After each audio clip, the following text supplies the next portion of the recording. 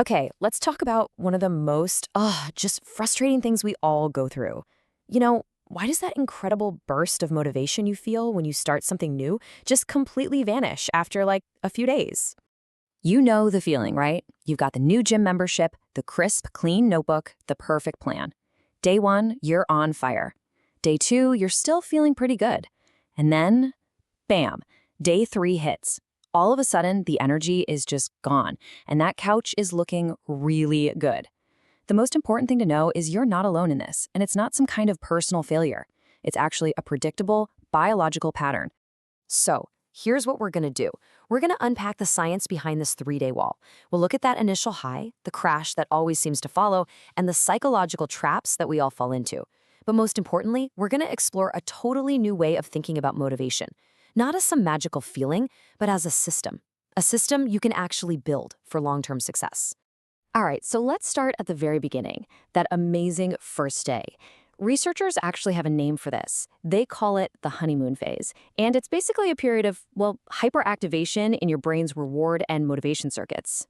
On day one, your brain is flooded with a very specific neurochemical cocktail. You can see it here. Dopamine, that's the motivation molecule. It makes up the biggest part, and it makes you feel euphoric. But you also get a big hit of cortisol, the stress hormone, which is what keeps you super alert and focused. And meanwhile, serotonin, which kind of keeps your mood stable, often takes a little dip, and that contributes to that obsessive, I can't think about anything else feeling. Now, what's really driving this is a specific type of dopamine called phasic dopamine. Think of these as super fast, intense bursts that fire off whenever you experience something new, and, this is the key, unexpectedly rewarding. That novelty is everything. It makes the new goal feel incredibly exciting, almost addictive.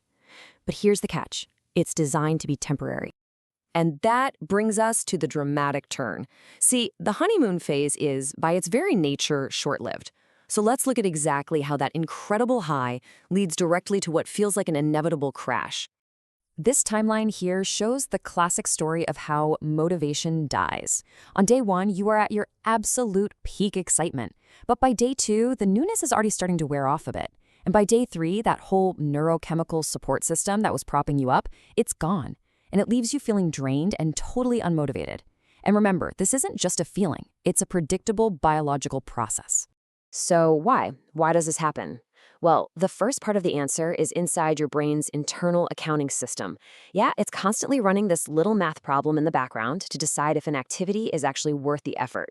This brings us to a really crucial concept, reward prediction error, or RPE for short. Think of it as the formula your brain uses to measure surprise. See, your dopamine neurons don't just fire when you get a reward. They fire when a reward is better than you predicted it would be.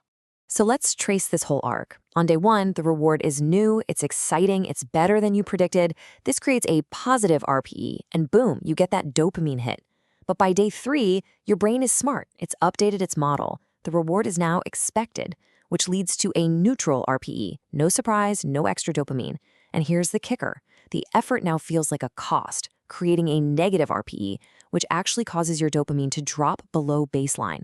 Your brain is literally telling you, stop. This isn't worth it anymore. But it's not just brain chemistry, you know? Our own minds set these clever little traps for us, and they're fueled by our own unrealistic optimism. Let's dig into how our psychology builds its own wall. Psychologists call this the false hope syndrome, and it's this vicious cycle where the very things that give us that huge dopamine rush on day one, all those wildly unrealistic expectations, are the exact same things that pretty much guarantee we're going to quit. This syndrome is really built on 4 key illusions. We expect to change a huge amount all at once, but the reality is just overwhelming. We expect to see results at lightning speed, but the reality is a discouraging lack of progress. We expect the whole thing to be easy, but the actual effort is kind of a shock. And we expect to have these massive consequences for our whole life, but our other problems are, still there. By day three, the gap between our expectations and reality has become a chasm. And on top of all of that, you're dealing with what's called decision fatigue. A new routine isn't automatic, right? It requires constant choices. Your prefrontal cortex has to work overtime to fight against your old habits. By day three, it's just plain tired, which makes it so much easier to slip back into whatever's familiar. So we've got a neurochemical crash and a psychological trap. But what if the problem is even deeper than that? What if it's not a failure of your willpower at all, but a failure of your entire internal operating system? This quote just nails it. It really captures this powerful shift in thinking. The problem isn't that you don't want it enough. The problem is a failure of ignition. The on switch in your brain is basically failing to fire. This very idea is the foundation of a brand new field called cognitive drive architecture. It reframes motivation not as some fleeting feeling, but as a mechanical system inside your head, an engine for action that, well, like any engine, can sometimes stall out. This model breaks your drive system down into these different gears that all have to work together. So, for example, prime mode is your ignition switch. Cap is the motivational voltage or energy you have. Grain is that internal friction you feel. When you hit the 3-day wall, it's not because you're lazy. It's because these internal gears have gotten misaligned or jammed up. Okay, so if it's a system failure, how do we fix it? How do we become the mechanic? This brings us to the most important part, building a system that doesn't need that fleeting day one feeling to work. This is the science of persistence. This right here captures the core message perfectly. We have to stop blaming our willpower. That's like yelling at a sputtering engine and hoping it'll start. The key to long-term success is to stop being a bad manager of your own mind and start being a good engineer. One of the best engineering principles for this is the 2-minute rule. The entire goal is to lower the cost of ignition. So you don't commit to running 3 miles, you commit to just putting on your running shoes. In engineering terms, you're lowering the grain, that internal friction, and you're making it effortless to flip the prime mode, your ignition switch. You make the starting ritual so ridiculously easy that it's impossible to say no. It's about mastering the art of just showing up. So let's just contrast the two approaches side by side. The old way is all about trying harder and relying on feeling motivated. And when you fail, what do? You blame yourself.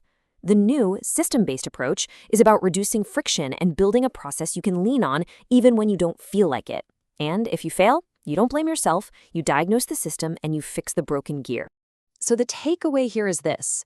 Your motivation doesn't just disappear. It gets crowded out by a system that was never designed for the long haul. So the real question isn't, how do I get more willpower? The real question is, what's the first gear I need to fix in my own drive engine?